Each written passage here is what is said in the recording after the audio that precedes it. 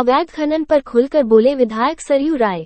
अपनी राय बताते हुए आज प्रेस वार्ता के माध्यम से उन्होंने स्पष्ट रूप से कहा कि विपक्ष और जनता को इस विषय पर जानकारी रखना चाहिए, साथ ही अवैध खनन मामलों पर बोलना चाहिए। झारखंड के कई जिलों में हो रहे अवैध मामलों पर उन्होंने बताया कि इस मामले में कोई किसी से कम नहीं है। राज्य में नंगा नाच चल रहा है। स्वास्थ्य विभाग हो चाहे कोई अन्य विभाग, सबकी स्थिति वही है। राज्य के राज्यपाल को इसकी जानकारी केंद्र सरकार को देनी चाहिए। आखिर राज्य में चल क्या रहा है, इसकी जानकारी होनी चाहिए। मैं तो घूमता हूँ दूसरे जिलों में भी, खान विभाग में, कोयला विभाग में, आपका चतरा है, हजारीबाग है, रांची है, रामगढ़ है, गिरिडीह है, धनबाद है। इन सभी जगह जाने पर ये तय करना मुश्किल होता है कि कौन किससे कम है। साहेबगंज को तो सबों ने फेल कर दिया है कोयला के मामले में, और विपक्ष अगर इसको शिद्दत के साथ नहीं उठाता है तो बात कहीं तो जनमानस के सामने उठना चाहिए। इसलिए मैं कह रहा हूँ, मैं स्मारक पत्र दूंगा, इसको लोग आरोप पत्र भी समझ सकते हैं, ताकि ये बात सामने आए कि किस तरह से नंगा नाच कोयला के अवैध खनन में, कोयला की चोरी में पूरे राज्य में हो रहा है। इसी तरह से कई विभाग हैं। स्वास्थ्य विभाग तो जमशेदपुर से ही संचालित है। क्या स्थिति है पूरे राज्य में स्वास्थ्य विभाग की, और भी जो विभाग हैं क्या है। ईडी ने जो चार्जशीट किया है और आरोप लगाया है, उन आरोपों के मुतालिक संबंधित अधिकारियों पर कौन सी कार्रवाई हो रही है, वो बात तो सामने आनी चाहिए।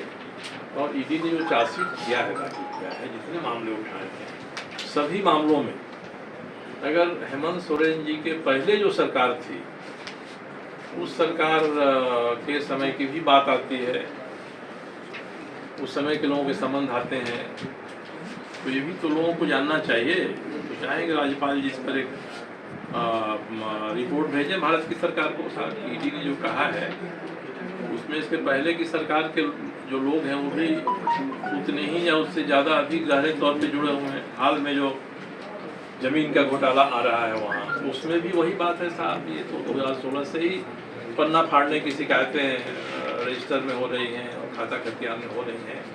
और इसके बारे में अगर कोई जूनियर अफसर थाना में FIR करने जाता है, थाना मुहर लगा के उसको रिसीव कर लेता है, मगर किसी के दबाव पर FIR नहीं होता है, मामला जज का तक उस समय हो गया होता तो हेमंत सोरेन की सरकार में नौबत नहीं आती। तो ये सभी जितना ईडी ने जिस विषय में जांच किया, उनको लग रहा था कि ये विषय शायद एक ऐसा मिल जाए जिससे पहले की सरकार शामिल न हो, मगर इसमें तो पहले की सरकार और सबों से भी ज़्यादा शामिल है। 2016-17 का अखबार पढ़ेंगे, जागरण है अखबार है, मैंने देख रहा था 300 अवैध जमाबंदियाँ ऐसा रद्द होंगी, कार्रवाई होगी। किसी एक पर कार्रवाई हुई है क्या अभी तक? तो भूमि घोटाला केवल रांची में ही नहीं है, जमशेदपुर में भी है, देवघर में है, धनबाद में है, सभी जगह पर है। तो जब ईडी ने आपको आईना दिखा दिया तो आपको तो अपने विभागों को कसना चाहिए, टाइट करना चाहिए। यहाँ भी है, मामला है, क्यों है, कैसा है, ये जांच हो तो सामने आ जाएगा। इसलिए मैं कह रहा हूँ कि सरकार के जो अलग अलग विभागों के काम है और सबको मिलाकर सरकार का जो काम है, इसके बारे में विपक्ष को चाहिए था कि आ गया है। विपक्ष ने तो, भारतीय जनता पार्टी ने तो बहुत बड़ा प्रदर्शन किया रांची में। उनमें खबर क्या छपी कि आंसू गैस चला, लाठी चला, कौन घायल हो गए, किस पर केस हुआ। मगर इतना बड़ा 50,000 के लोगों को लेकर आप जा रहे हैं घेराव करने के लिए सचिवालय का, तो उसका मुद्दा क्या है? 1, 2, 3, 4, 5 ये रहना चाहिए ना, ये तो नहीं हुआ। आज सर्वजन हिंदू समिति के बाद जब भारतीय जनता पार्टी ने अपने हाथ में कमान लिया इस आंदोलन का, तो अभी तक कुछ बताया है क्या, सिवाय इसके कि जो जेल में है वो निर्दोष है? साहब इसकी पृष्ठभूमि क्या है, कब शुरू हुई, कैसे शुरू हुई, कौन इसमें शामिल है, किस लेवल तक कौन शामिल है, इस बारे में एक आधा पेज, 1 पेज, 2 पेज का दस्तावेज को तैयार करके देना चाहिए कि आंदोलन ऐसे होगा, आंदोलन होता है, लाठीचार्ज होता है तो बाद में मांग होती है कि लाठीचार्ज की जांच कराइए, जो गिरफ्तार हुए निर्दोष है। आंदोलन जिस मुद्दे के लिए हमने किया वो मुद्दा हवा हो गया और दूसरे मुद्दे आ जाते हैं, इसकी जांच करिए, उसकी जांच करिए, निर्दोष पकड़े गए, इसकी जांच कराइए। तो असली मुद्दा क्या है ये तो विपक्ष को सामने आना चाहिए इस पर। ये जो कुछ कमी दिखाई पड़ रही है विपक्ष की तरफ से, उस कमी को यथासंभव भरने का प्रयास करने के लिए मैं सरकार के जो कारनामे हैं, विभागों के कारनामे हैं, इन सबको मैं सामने लाना चाहता हूँ। और धीरे धीरे आंशिक रूप से मैं एक ही बार में मोटा पोथा तैयार करने के बदले जैसे तैयार होता जाएगा मैं वैसे सरकार को देते जाऊँगा। ये इस संबंध में आपका जो प्रश्न है उसका ये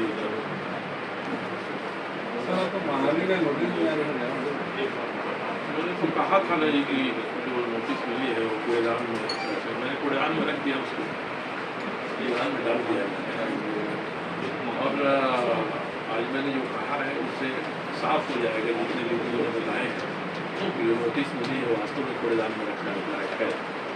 अब इस पर अगर इनके वकील चाईबासा गए हैं तो उन्होंने शिकायत दाखिल किया है कि नहीं किया है, तो आमंत्रित करूँगा क्योंकि इसके माध्यम से मुझे अवसर मिलेगा कि मैं परत दर परत उधार कर ये साबित कर सकूँ कि जो व्यक्ति मुझ पर मानहानि का मुकदमा कर रहा है उसका वास्तव में मान सम्मान कितना है। 10 करोड़ रुपए आपकी संपत्ति हो सकती है मगर आपका मान सम्मान जनता के बीच में 10 रुपए का भी नहीं है तो संपत्ति तो आपके मानहानि का आधार नहीं बनेगी। इसलिए मुझे अवसर मिला है और मैं एक चीज़ को निकाल कर कोर्ट के सामने रखूँगा, न्यायालय के सामने रखूँगा कि भाई क्या मान है जिसका मैंने हनन कर दिया है, क्या मान हानि हुई है, ये साफ बताएंगे। वकील जो है वकील दायर करते हैं मुकदमा, जो क्लाइंट करता है अपने क्लाइंट के कहने करता है तो उसके द्वारा दिए गए सबूत करता है। मगर जो वकील हैं उनको भी ध्यान में रखना चाहिए ये मामले उनकी ओर से कोर्ट कचहरी में बहस के लिए हैं या नोटिस देने तक के लिए हैं। अगर बाहर आकर वो प्रवक्ता बन जाते हैं अपने क्लाइंट का तो प्रवक्ता बनना उनके आचरण के हिसाब से सही नहीं है। कोई भी वकील किसी का केस लेता है मुकदमा लड़ता है तो इनको भी अपनी सीमा मर्यादा में रखकर भी बातें करनी चाहिए। कचहरी में करिए, कोर्ट में करिए, सब ये करिए। और घूम घूम कर अब सड़क पर गली में और मीडिया को बताने लगेंगे ये सवाल उठेगा कि आपके चरित्र एक अधिवक्ता के चरित्र के नाते कितना अनुकूल है, एडवोकेट्स एक्ट से ये सारी चीज़ें, बार एसोसिएशन से ये सारी चीज़ें जहाँ